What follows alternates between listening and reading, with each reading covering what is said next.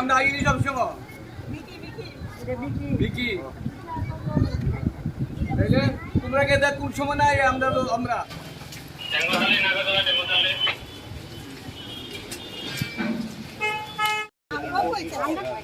মুখ্যমন্ত্রী নিজে আসছে, চিন্তা করেন না, সব সরকার রিস্ক নিয়ে লাভের জন্য যেহেতু বাড়তেছে।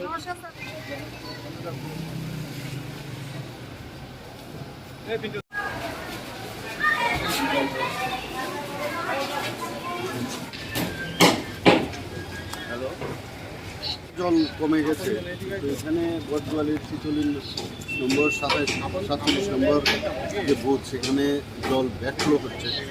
তো সেই সব জায়গা দেখছি, কিছু কিছু জায়গার মধ্যে আমরা শরণার্থী শিবিরও করেছি, কিছু ভোট আনার জন্য আবার ব্যবস্থা করেছি। আমি কালকে 6টা ভোট চলেছে আগরতলা শহরে, এখানেও আমি এখন বলেছি আধিকারিকদের ভোট এখানে নিয়ে আসবে। তো সব জায়গায় দেখছি এমনিতে সার্বিক পরিস্থিতি আন্ডার কন্ট্রোলই আছে, কিন্তু এরকম প্রাকৃতিক দুর্যোগ কিছু করার নেই। তবুও চেষ্টা করছি এবং কোন কোন জায়গা দিয়ে কী কী সমস্যা এখানে কি প্রতিনিয়তই হয়।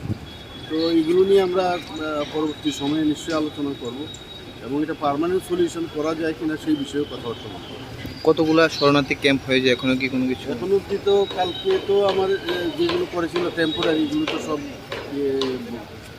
অলরেডি চলে গেছে এখান থেকে। এখন অবধি আমার কাছে যা খবর আছে, আমি দুটো জায়গায় গেছি, আর বাকিগুলো এখন আমি জানি না, গেলে বুঝতে পারবো কতগুলো শরণার্থী ক্যাম্প হয়েছে। কারণ ওদেরকে আবার ওখান থেকে নিয়ে এসে তারপর দেখতে হবে। আর সমস্ত শরণার্থী শিবিরগুলোতে আমাদের সমস্ত ধরনের হেল্প, খাওয়া দাওয়া, চাই, জল সব ব্যবস্থা করি।